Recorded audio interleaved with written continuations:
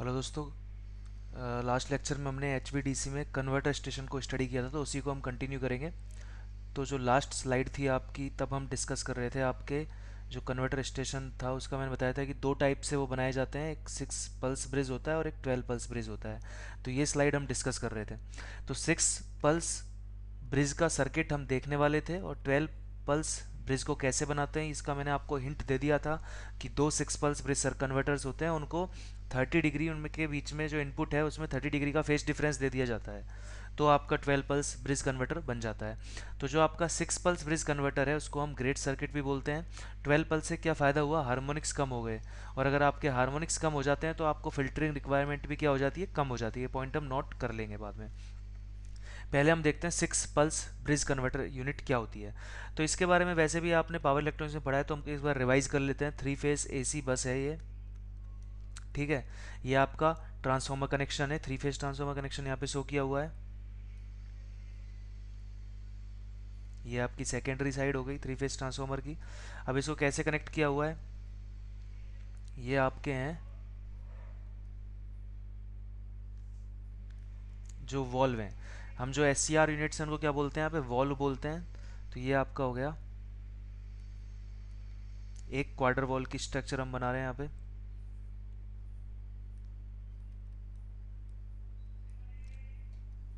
इसी तरह से आपके अदर यहाँ पे बन जाएंगे।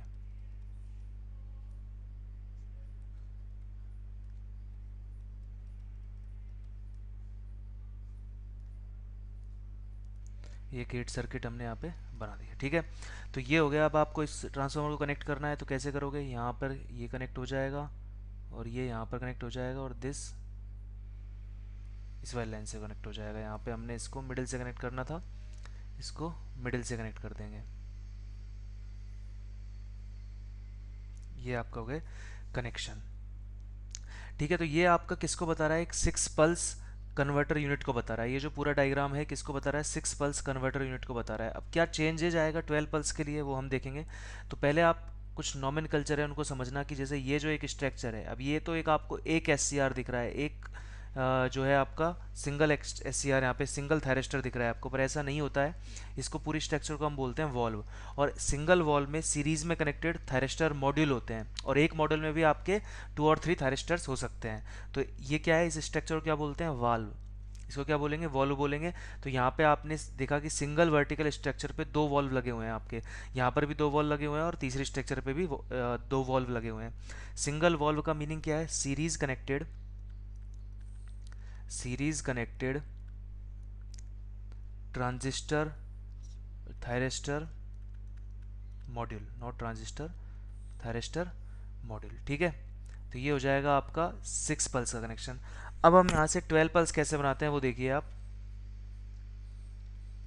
12 पल्स बनाने के लिए क्या करना है, बस जो अपनी अभी हमने ट्रांसफार्मर कनेक्शन देखा था उसमें चेंजेस करने हैं। जैसे सपोज आपके हमने दो क्या ले लिए, 6 पल्स, इसको ध्यान से समझना आप। ये आपने ले लिए दो 6 पल्स कन्वर्टर स्टेशन, एक ऊपर है और एक नीचे है। अब इसको हम सिंबलिक फॉर्म में सिंगल इस तरह के स्ट्रक्चर से शो कर सकते हैं। साथ में क्या नोट कर लोगे आप, ये जो एक स्ट्रक्चर है किसको बता रही है, ये 6 पल्स कन्वर्टर यूनिट को बता रही है। यानी कि ये जो आपकी स्ट्रक्चर है ये एक्चुअल में क्या है, ये वाली स्ट्रक्चर है पूरी, कंप्लीट दिस स्ट्रक्चर, ठीक है। अब यहाँ पर हमने क्या लगाया, ये सिंगल ट्रांसफार्मर हमने बनाया था। ये जो ट्रांसफार्मर है ये क्या है, एक सिंगल ट्रांसफार्मर है। अब यहाँ पे हमें दोनों 6 पल्स यूनिट को इनपुट देना है, तो हमें दो ट्रांसफार्मर की रिक्वायरमेंट होगी। तो हम यहाँ पे सपोज बना देते हैं 2 ट्रांसफार्मर को। ये स्कीमेटिक डायग्राम है किसका, ट्रांसफार्मर का, ठीक है। ये दो ट्रांसफार्मर यहाँ पे हमने बना दिए हैं। अब ये जो अगर हमें क्या करना है, मैंने क्या बताया था आपको कि 12 पल्स अगर आपको बनाना है, 12 पल्स सिस्टम अगर आपको बनाना है, तो उसके लिए क्या याद रखना है कि AC supply, voltage to the two bridge are shifted in phase by 30 degree to get 12 pulse bridge converter. ये बात आपको याद रखनी है। अब यहाँ पे आपको दोनों का जो इनपुट है, ये जो हम यहाँ पे इनपुट दे रहे हैं, इन दोनों के इनपुट को 30 डिग्री का फेस डिफरेंस लाना है। तो यहाँ क्या करेंगे हम, ये आपका सपोज दोनों कि जो इनपुट्स हैं वो क्या हैं, दोनों ट्रांसफार्मर की प्राइमरी क्या है, स्टार कनेक्टेड है। ये हमने इसको स्टार कनेक्टेड कर दिया, ठीक है। अब यहाँ पे जो सेकेंडरी है उसके साथ क्या करेंगे हम, सेकेंडरी जो आपकी बनेगी वो यहाँ पर तो स्टार होगी और यहाँ पर क्या होगी, डेल्टा होगी। तो इसको अगर यहाँ पर हम शो करना चाहें तो ये तो आपका था star delta connection, star star connection हो गया, ये कौन सा हो गया, स्टार डेल्टा कनेक्शन हो गया। दोनों टाइप के कनेक्शन हो गया। स्टार स्टार कनेक्शन और स्टार डेल्टा कनेक्शन से क्या होगा, दोनों इनपुट क्या हो जाएंगे, 30 डिग्री फेस डिफरेंस उनमें आ जाएगा।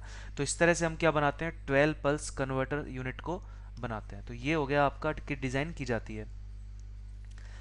तो अब आपको कुछ पॉइंट्स पता चले और इसी तरह के पॉइंट्स आपसे एग्जाम में पूछे जाएंगे। यहाँ पर जो HVDC है उसमें आपका मैथमेटिकल क्वेश्चन नहीं बनता है, आपके जो गेट में क्वेश्चंस आए हैं वो किस तरह के आए हैं, यहाँ से थियोरेटिकल क्वेश्चंस ज़्यादा पूछे गए हैं, ठीक है। अब नेक्स्ट हम चलते हैं और इसी तरह से हम ESE की बात कर सकते हैं।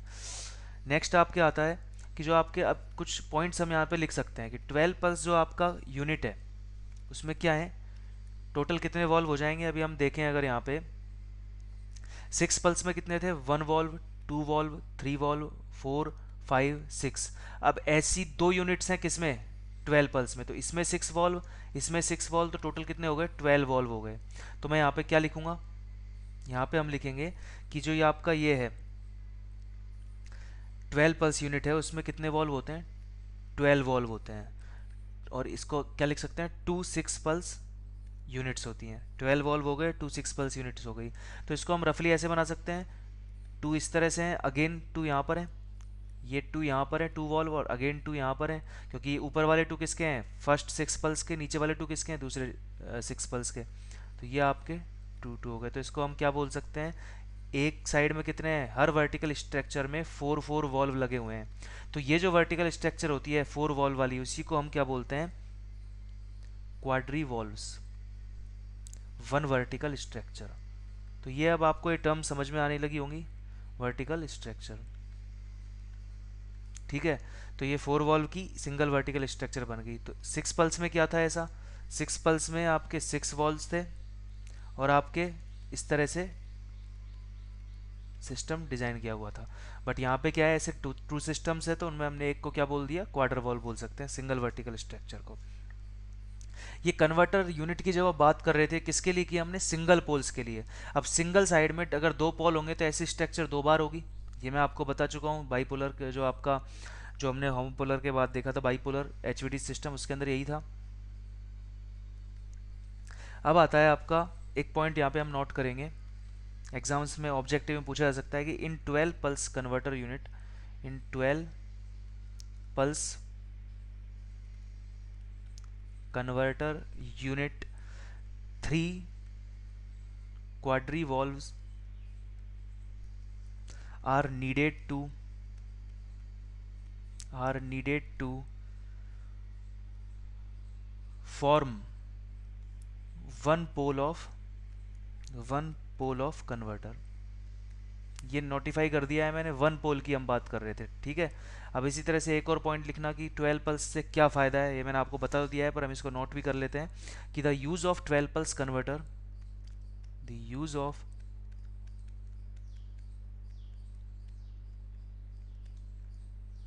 12 pulse converter is preferred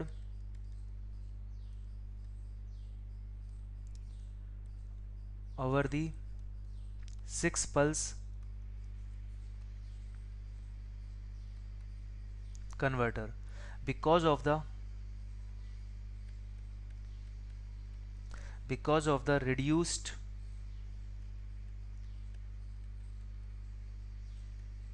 filtering requirements, reduced filtering requirements, ठीक है। इसी तरह से नेक्स्ट अपना आता है कि जो अब कन्वर्टर हैं तो आपने पावर इलेक्ट्रॉनिक्स में पढ़ा होगा क्या होंगे, हार्मोनिक्स जनरेट होंगे। तो हम यहाँ क्या लिखेंगे, नेक्स्ट टॉपिक आपका हो जाएगा हार्मोनिक्स को कैसे दूर करना है। तो आपको याद रखना है कि जो हार्मोनिक्स होते हैं, हार्मोनिक्स आर मिनिमाइज्ड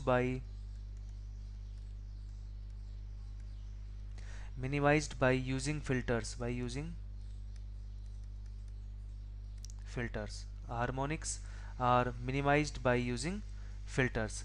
अब कौन कौन से यहाँ पे फिल्टर होंगे, एक होगा एसी फिल्टर। एसी फिल्टर क्यों है, एसी फिल्टर क्या हम क्या है, जो एसी साइड के हार्मोनिक्स है उनको दूर करना, एसी साइड का। अब इंपॉर्टेंट पॉइंट ये नहीं है कि एसी फिल्टर एसी साइड के हार्मोनिक्स को दूर करता है, दूसरा पॉइंट ये है कि जो एसी फिल्टर जो लगा होगा एसी साइड में वो एक और काम करेगा, और दूसरा काम क्या है, ये आपको जो कन्वर्टर्स को रिएक्टिव पावर की रिक्वायरमेंट होगी, आपको पता है कन्वर्टर दोनों तरह की पावर यूज़ करता है, एक्टिव रिएक्टिव, तो जो रिएक्टिव पावर की रिक्वायरमेंट होगी वो कौन पूरी करेगा, वो पूरी करेगा आपका एसी फिल्टर। तो एसी साइड दूसरा क्या काम करेगा, also provide reactive power to converter. ठीक है, एक ही हो गया आपका। सेकंड आता है डीसी फिल्टर। डीसी साइड में जो हार्मोनिक्स हैं उसके लिए क्या लगाएंगे हम, डीसी फिल्टर लगाएंगे। तो ये हो गया डीसी साइड के हार्मोनिक्स के लिए। देखो एसी फिल्टर में आप जानते हो कौन काम करता है, इसका आरएलसी सर्किट बना सकते हो। डीसी फिल्टर में आप सीरीज में एक इंडक्टर लगा सकते हो। तो ये सब फिल्टर डिजाइनिंग का काम है।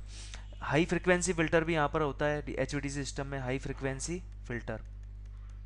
इसका काम क्या है, रेडियो इंटरफेरेंस को जो है मिनिमाइज करना।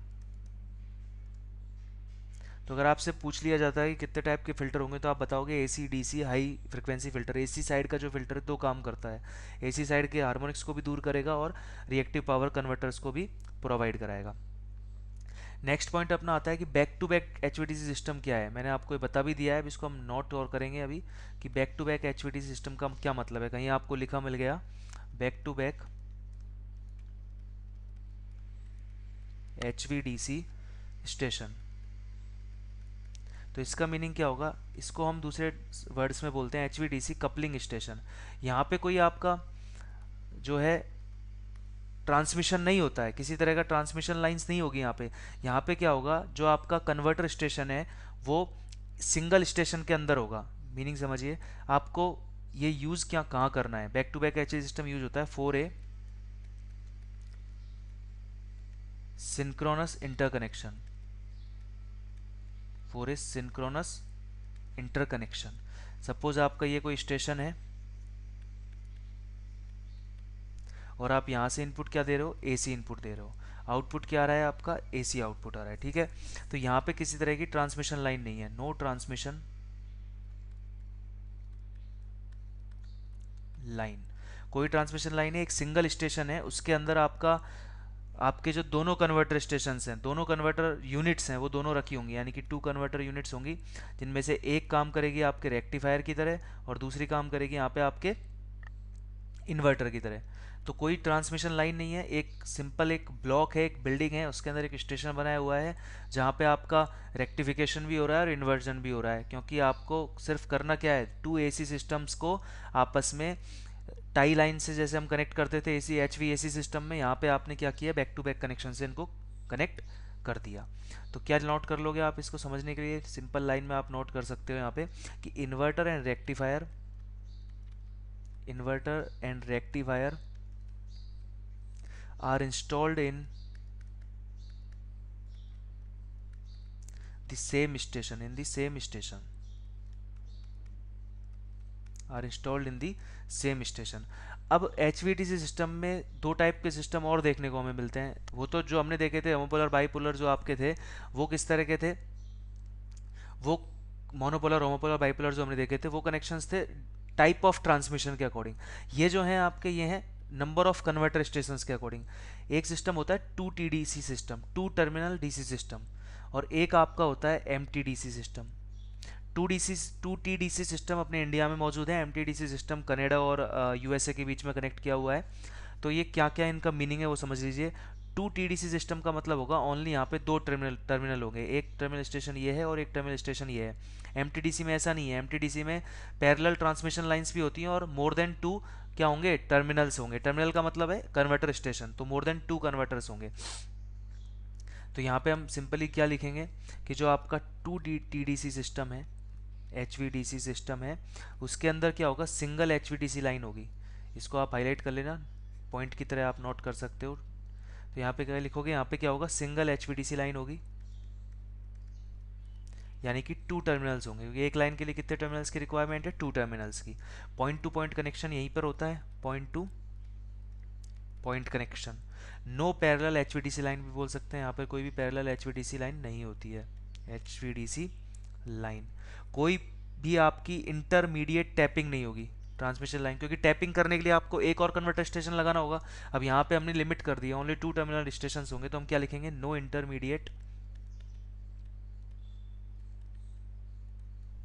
टैपिंग। और यहाँ पे कोई सर्किट ब्रेकर की रिक्वायरमेंट नहीं है, नो सर्किट ब्रेकर रिक्वायर्ड। ठीक है। अब देखिए यहाँ पे ये आपका हो गया टर्मिनल T1 और ये है आपका टर्मिनल T2। यहाँ से आपने इसको HVDC लाइन के थ्रू कनेक्ट कर दिया, बस ये आपका क्या है, 2 TDC सिस्टम है, ट्रांसमिशन लाइन। ठीक है। अब हम देखेंगे MTDC सिस्टम क्या है। MTDC सिस्टम, MTDC सिस्टम में होता है मल्टी टर्मिनल डीसी सिस्टम है। ये क्या है आपका, multi terminal DC system. Multi terminal DC system में क्या होगा, मोर देन 2 कन्वर्टर्स होंगे, तो हम सिंपली लिख सकते हैं more than 2 converter and interconnecting DC transmission line, DC transmission line. ये हो गया MTDC सिस्टम में। अब इसको हम इंडिया में तो यूज़ नहीं करते हैं, बट कनाडा से एक जो आपका US है वहाँ के लिए एक लाइन है, तो आप एग्जांपल के तौर पे लिख सकते हो 5 TDC सिस्टम, यानी कि यहाँ पे 5 टर्मिनल का डीसी सिस्टम है, to transfer bulk power, to transfer bulk power. Power अगर आपको ज़्यादा ट्रांसफ़र करनी है तो हम 5 TDC सिस्टम यूज़ करते हैं। और एग्जांपल के तौर पे क्यूबेक जो आपका कनाडा में है, वहाँ से लेकर के न्यू इंग्लैंड जो आपका कहाँ पर है, USA में, वहाँ के लिए आपका 5 TDC सिस्टम यूज़ किया हुआ है। ठीक है। तो बेसिकली हमने क्या देखा यहाँ पे, एक सबसे इंपॉर्टेंट पॉइंट अगर आपने देखा हो तो यहाँ पे नो सर्किट ब्रेकर रिक्वायर्ड, यानी कि 2 TDC सिस्टम अगर अपने पास है तो हमको कोई प्रॉब्लम नहीं है कि हमें सर्किट ब्रेकर को भी DC सर्किट ब्रेकर की रिक्वायरमेंट होगी, ऐसा कोई प्रॉब्लम नहीं है। बट अगर आपको 5 TDC सिस्टम बनाना है और ज़्यादा MTDC सिस्टम बनाने हैं तो आपको सर्किट ब्रेकर की रिक्वायरमेंट होगी। ऐसा नहीं है कि 5 TDC सिस्टम को विदाउट सर्किट ब्रेकर नहीं बना सकते, बना सकते हो, पर वो कॉम्प्लेक्स डिज़ाइन हो जाती है, क्योंकि जो सर्किट ब्रेकर का काम है वो कौन करेगा, अब जो आपके कन्वर्टर यूनिट्स हैं वो करेंगी। तो कन्वर्टर यूनिट्स को इस तरह से डिज़ाइन करना है कि वो सर्किट ब्रेकर की तरह काम करें, और जितना ज़्यादा आपका टर्मिनल सिस्टम होता जाएगा उतनी जो है आपकी सिस्टम है वो कैसा होता जाएगा, कॉम्प्लेक्स होता जाएगा। तो सर्किट ब्रेकर की रिक्वायरमेंट तो है, बट कब है, जब आपके MTDC सिस्टम है, और उसमें भी अगर आपको सिस्टम को कॉम्प्लेक्स नहीं बनाना है तो, क्योंकि दो चॉइस होती हैं, क्योंकि जो आपका सर्किट ब्रेकर है वो ज़्यादा कॉस्ट का आएगा, तो हम कोशिश करते हैं कि अगर सिस्टम को कॉम्प्लेक्स बना करके कम कॉस्ट में ही काम किया जा सके तो उसको बना लेते हैं, नहीं तो हमें DC सर्किट ब्रेकर की रिक्वायरमेंट होती ही है। तो जो आपका 2 TDC सिस्टम है उसके लिए आपको सर्किट ब्रेकर की कोई रिक्वायरमेंट नहीं है, क्योंकि जो आपका कन्वर्टर स्टेशन जो होता है, इसको मैं अच्छे से आपको नोट करा दूंगा जो भी मैंने अभी आपको बताया है। कन्वर्टर स्टेशन में क्या होता है, बेसिकली ये आपके एक कन्वर्टर स्टेशन है और ये आपका दूसरा कन्वर्टर स्टेशन है, 1C एंड 2C। ठीक है। यहाँ पे आपके ट्रांसमिशन हो रहा है, यहाँ पे आपकी HVDC लाइन है, यही होता है। तो अगर आपका कोई फॉल्ट आ जाती है HVDC लाइन में तो क्या करते हैं, जो ये कन्वर्टर स्टेशन हैं ये फायरिंग एंगल के थ्रू कन्वर्टर स्टेशन हैं जो कंट्रोल करेंगे किसको, DC ट्रांसमिशन को। यानी कि फॉल्ट आने पे ये जो है आपके ब्लॉक कर देंगे, जो है आपके यहाँ पे थायरिस्टर जो होते हैं ये क्या करेंगे, ब्लॉक कर देंगे किसको, करंट को ब्लॉक करेंगे, जो आपका लाइन करंट है, और उसको एक लो वैल्यू पे ले आएंगे। तो यही तो काम आपके सर्किट ब्रेकर करते हैं। तो HVDC सिस्टम के लिए क्या कर दिया, जो आपके कन्वर्टर स्टेशन है वही क्या काम कर रहे हैं, थायरिस्टर्स हैं वही क्या काम कर रहे हैं, DC ब्रेकर का काम कर रहे हैं, ब्लॉक कर देते हैं लाइन को, लाइन करंट को, जिससे लाइन करंट को लो वैल्यू पे ले आते हैं। ठीक है। और फिर आप हमें बताएं कि AC साइड में तो क्या है, आपके क्या लगे हुए हैं, सर्किट ब्रेकर लगे हुए हैं। वो सर्किट ब्रेकर क्या करेंगे, ऑपरेट हो जाएंगे, और इसको जो है जो आपकी HVDC सिस्टम है उसको क्या कर देंगे, आइसोलेट कर देंगे, DC पोल को क्या कर देंगे, आइसोलेट कर देंगे। फिर एक बार समझना सीक्वेंस क्या होगी, क्यों हम 2 TDC सिस्टम में सर्किट ब्रेकर की रिक्वायरमेंट क्यों नहीं होती है। क्या समझ में आया है कि जो आपके कन्वर्टर स्टेशन है उनके जो थायरिस्टर्स हैं वो क्या करेंगे, लाइन करंट को ब्लॉक कर देंगे जैसे ही कोई फॉल्ट आएगी। अब वो लाइन करंट को ब्लॉक करेंगे, ब्लॉक करने का मतलब है करंट को लो वैल्यू पे ले आएंगे। अब उसके बाद आपको क्या करना है, फॉल्ट को आइसोलेट करना है, वो काम कौन कर देंगे, जो AC साइड के सर्किट ब्रेकर्स हैं। ठीक है। अब वो AC साइड के सर्किट ब्रेकर्स उस सिस्टम उस पोल को क्या कर देंगे, आइसोलेट कर देंगे। तो इस सीक्वेंस में यहाँ पे जो है आपका फॉल्ट को सॉल्व कर लिया जाता है। अगर आपका 2 DC सिस्टम है, MTDC सिस्टम में आपको पता है कि वहाँ पे और ज़्यादा कॉम्प्लेक्स सिस्टम बन जाएगा कि आपको कौन से थायरिस्टर से ब्लॉक करना है, तो उसका एक आपको कंट्रोल सिस्टम, कंट्रोल सर्किट बनाना पड़ेगा। तो वो सिस्टम को क्या कर देगा, कॉम्प्लेक्स कर देगा। तो हम क्या नोट करेंगे यहाँ पे, converter control is used for converter control is used for protection of DC lines and converters in the event of a fault on DC side. The thyristor valves are blocked quickly, and the line current is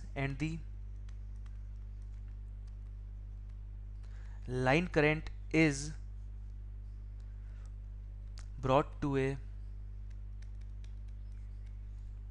low value. The AC circuit breaker on the AC side of the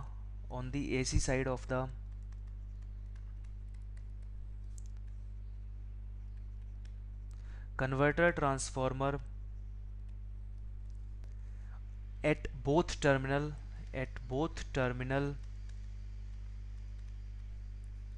are made to trip.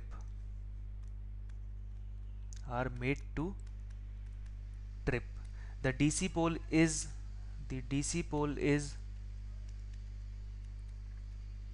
then isolated. Thus, in a 2TDC system, there is no need of DC circuit breaker. तो ये आपको समझ में आ गया 2TDC system में हमें क्यों इसकी रिक्वायरमेंट नहीं है। अब MTDC सिस्टम में क्या होगा, MTDC सिस्टम में इकोनॉमिकल HVDC सर्किट ब्रेकर नहीं है, तब तक तो हम सिस्टम को जो है, आपका सिस्टम जरूर कॉम्प्लेक्स हो जाएगा पर विदाउट सर्किट ब्रेकर काम चला सकते हैं, क्योंकि वहाँ पर भी फॉल्ट को कौन दूर कर देता है, कन्वर्टर कंट्रोल ही कर देता है। तो कन्वर्टर कंट्रोल बनाना ही सबसे जो है इंपॉर्टेंट फैक्टर हो जाता है कि अगर आपके पास MTDC सिस्टम है तो आपको जो कन्वर्टर कंट्रोल सिस्टम बनाना है वो थोड़ा कॉम्प्लेक्स होता जाएगा, बट फिर भी काम करेगा। क्यों करेगा, क्योंकि HVDC सर्किट ब्रेकर और ज़्यादा आपका कॉस्टली है, तो हम कोशिश यही करते हैं कि विदाउट उसके काम चल जाए। तो यहाँ पे क्या नोट करोगे, in the present MTDC system, MTDC system, DC circuit breaker are not needed due to lack of economical HVDC circuit breaker, and the protection against fault in a DC line is most commonly done by converter control.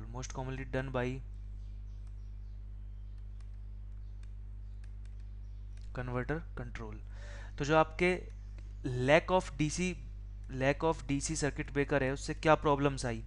First problem तो क्या आ गई, जो limited growth, हम ज़्यादा growth नहीं कर सकते हैं। एमटीडी सिस्टम में ऐसा नहीं है कि जितने ज़्यादा टर्मिनल, क्योंकि बल्क पावर के लिए ऐसा नहीं है कि जितनी ज़्यादा पावर ट्रांसमिट करनी है तो और ज़्यादा टर्मिनल स्टेशन को हम कनेक्ट करते जाएं, क्योंकि अगर सर्किट ब्रेकर होते डीसी सर्किट ब्रेकर तो हम कर भी सकते थे। तो यहाँ पे एमटीडीसी की जो ग्रोथ है वो क्या हो गई, लिमिटेड हो गई। तो लिमिटेड ग्रोथ ऑफ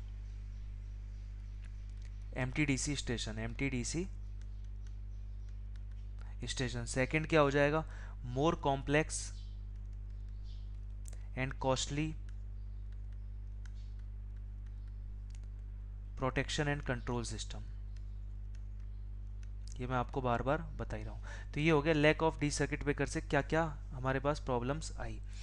अब आपका जो डीसी सर्किट ब्रेकर में, सॉरी एचवीडीसी सिस्टम में जो काम रह गया है वो रह गया है 5 to 7 पॉइंट्स डिस्कस करने हैं, कुछ मैथमेटिकल डाटा है वो डिस्कस करना है कि कितने एंगल पे, कितने फायरिंग एंगल पे वो आपका कन्वर्टर का काम करेगा, सॉरी कितने फायरिंग एंगल पे वो इन्वर्टर का काम करेगा और कितने पे रेक्टिफायर का काम करेगा, वो सब हमें बताना है। और उसके अलावा कुछ और पॉइंट्स हैं कि रिएक्टिव पावर की सप्लाई कौन कौन करता है कन्वर्टर में। तो ऐसे चीज़ें आपके गेट में और ईएससी में पूछी जाती हैं, प्रीवियस ईयर में पूछी जाती रही हैं, तो हम इन सबको डिस्कस कर लेंगे। और क्वेश्चंस तो हम कब देखेंगे, जब आपका सेगमेंट 2 फिनिश हो जाएगा। So thank you.